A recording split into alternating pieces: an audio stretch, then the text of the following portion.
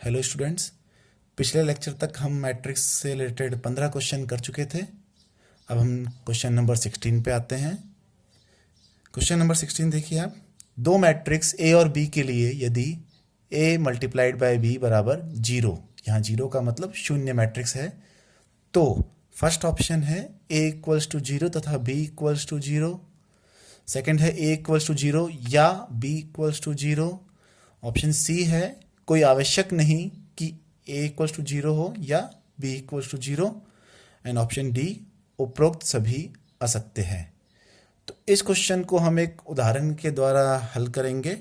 यदि मान लेते हैं ए इक्वल्स टू 1 0 0 0, तो चूंकि एक अवयव नॉन जीरो है अतः यह मैट्रिक्स शून्य मैट्रिक्स नहीं है। This matrix A is not equal to zero.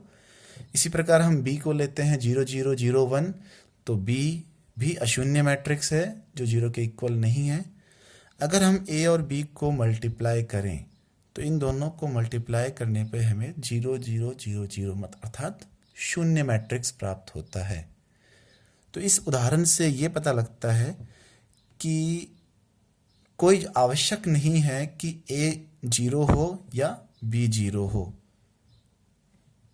अतः ऑप्शन नंबर सी सही है। मतलब ए भी जीरो है तो कोई ज़रूरी नहीं है कि ए और बी जीरो हों।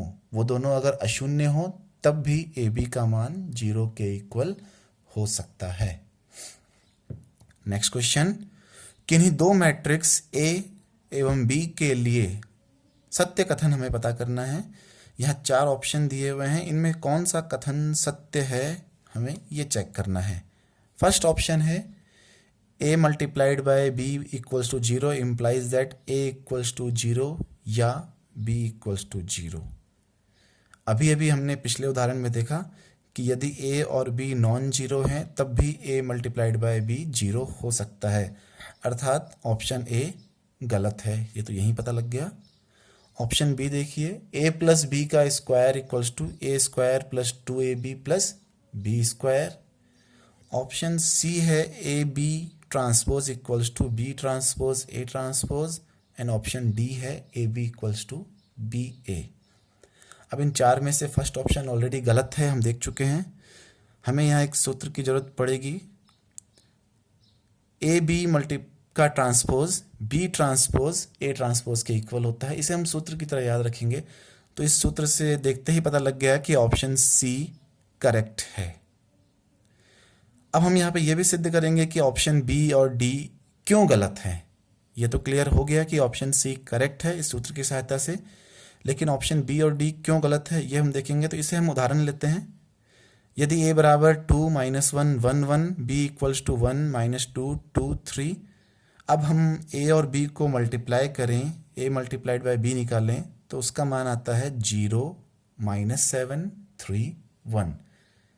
साथ ही अगर हम बी ए निकालें, पहले बी बाद में ए, तो मल्टीप्लाई करने पे हमें 0 - 3 7 और 1 प्राप्त होता है।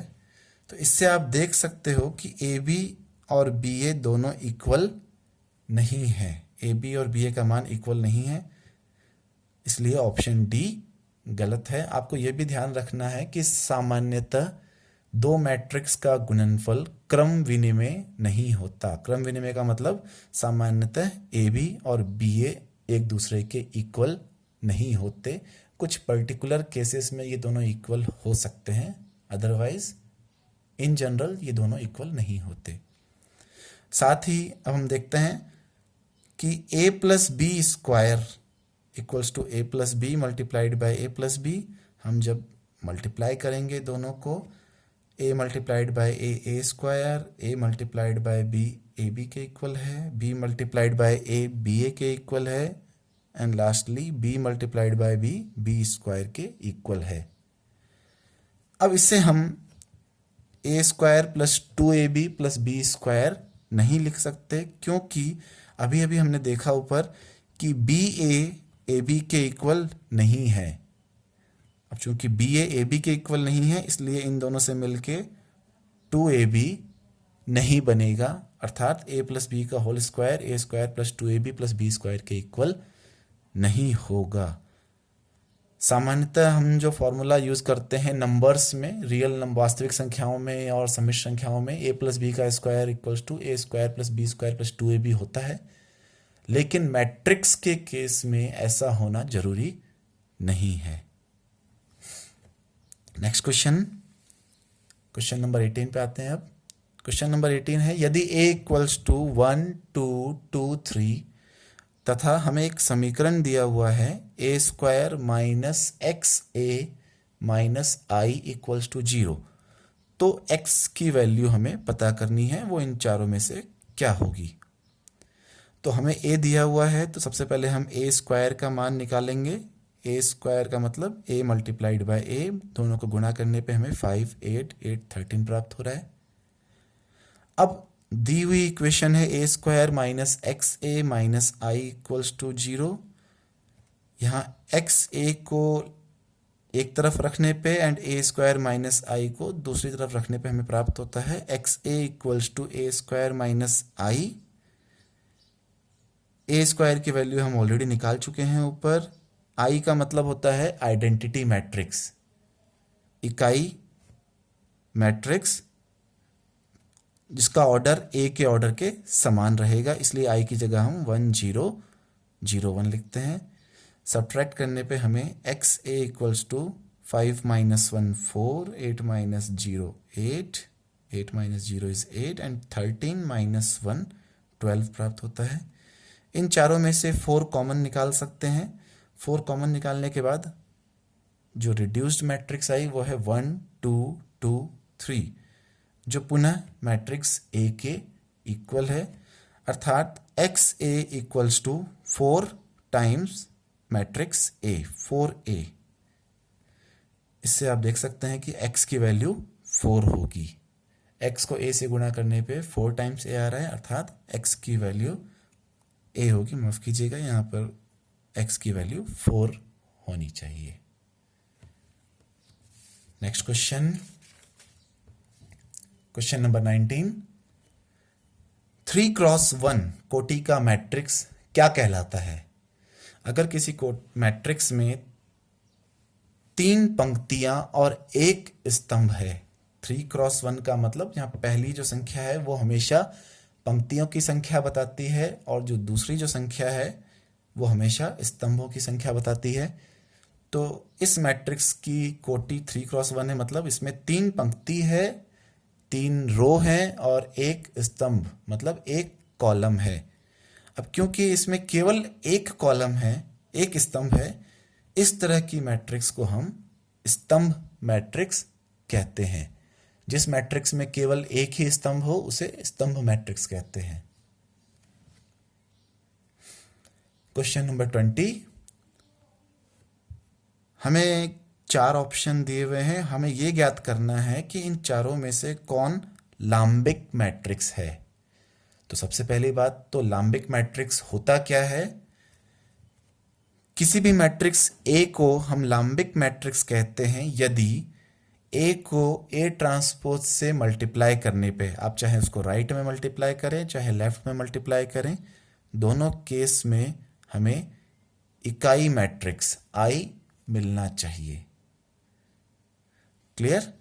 लाम्बिक मैट्रिक्स की डेफिनेशन है ये कि किसी भी मैट्रिक्स को लाम्बिक मैट्रिक्स कहते हैं यदि उस मैट्रिक्स को उसके ट्रांसपोज से गुणा करें, चाहे हम राइट में गुणा करें चाहे लेफ्ट में, दोनों केस में हमें इकाई मैट्रिक्स प्राप्त होनी चाहिए।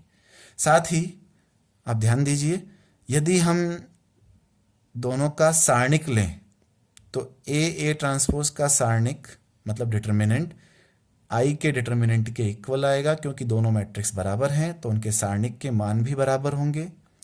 हम ये पहले ही देख चुके हैं कि यदि हम 2 मैट्रिक्स के गुणनफल का सारणिक निकालें तो वो उनके अलग अलग सारणिकों के गुणनफल के बराबर होता है, इसलिए हम इन दोनों को अलग अलग लिख सकते हैं। A का सारणिक मल्टीप्लाइड बाय A ट्रांसपोज का सारणिक।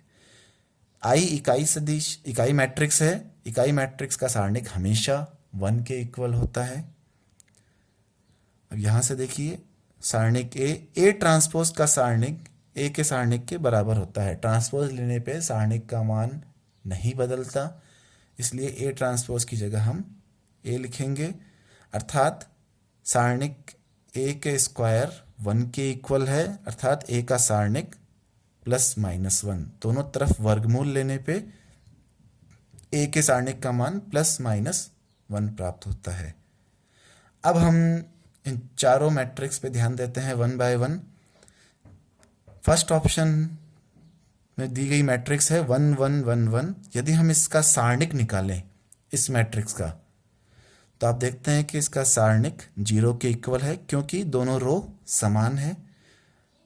अभी अभी हमने देखा कि लाम्बिक मैट्रिक्स के लिए हमारे पास दो ऑप्शन है, या तो A इंटू ए ट्रांसपोज आई के इक्वल आना चाहिए, या फिर ए का सारणिक +-1 भी हो सकता है। हम दोनों को चेक कर सकते हैं।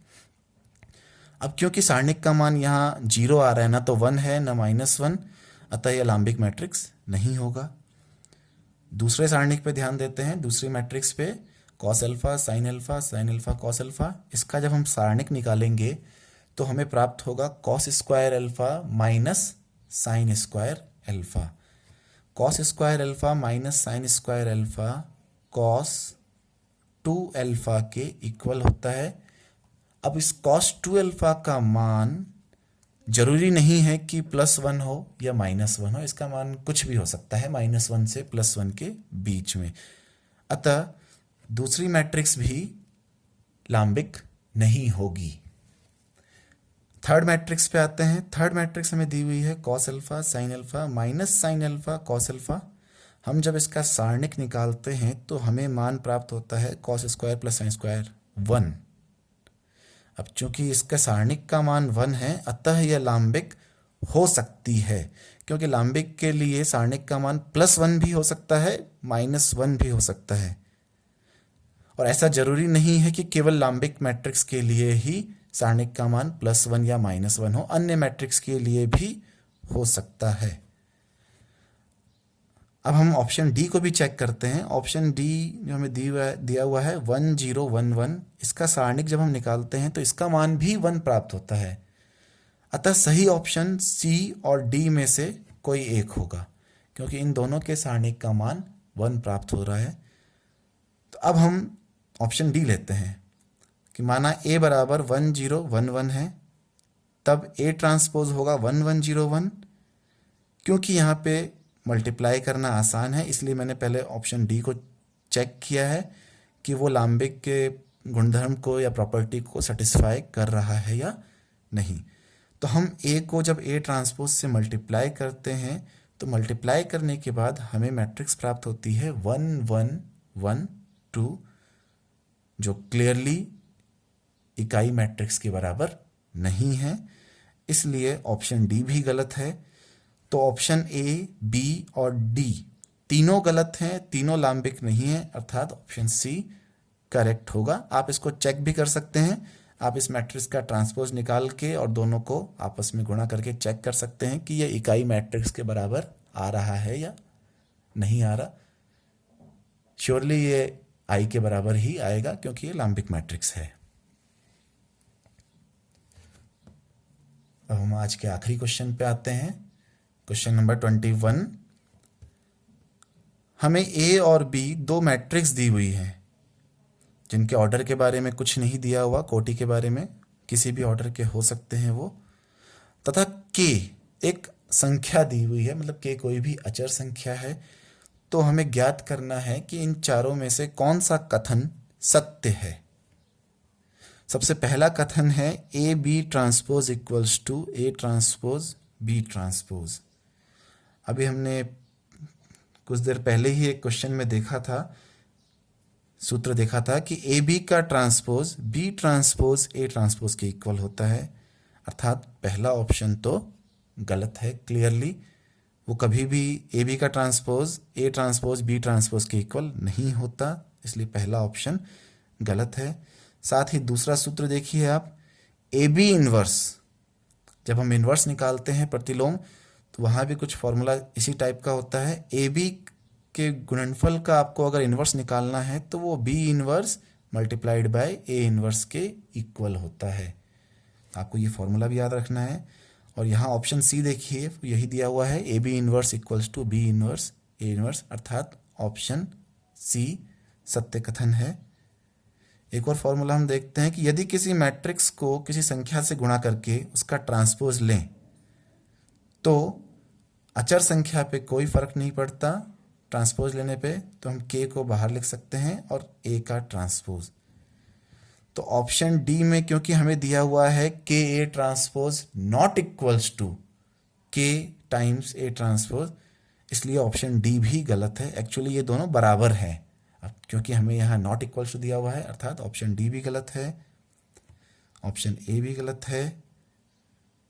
ऑप्शन बी में हमें दिया हुआ है ए प्लस बी का transpose equals to A transpose plus B transpose. Normally ये सही होता है, लेकिन क्योंकि हमें यहाँ ए और बी के ऑर्डर दिए हुए नहीं हैं, अर्थात जरूरी नहीं है कि हम ए और बी को जोड़ सकें, उनके ऑर्डर समान हो, उनके ऑर्डर अलग अलग भी हो सकते हैं, तो उनको जोड़ना कोई ज़रूरी नहीं है, इसलिए ऑप्शन बी गलत है, ऑप्शन सी सही है। इसी के साथ आज का ये लेक्चर ख़त्म होता है। अगले लेक्चर में हम कुछ और क्वेश्चन सॉल्व करेंगे मैट्रिक्स के ऊपर। Thank you.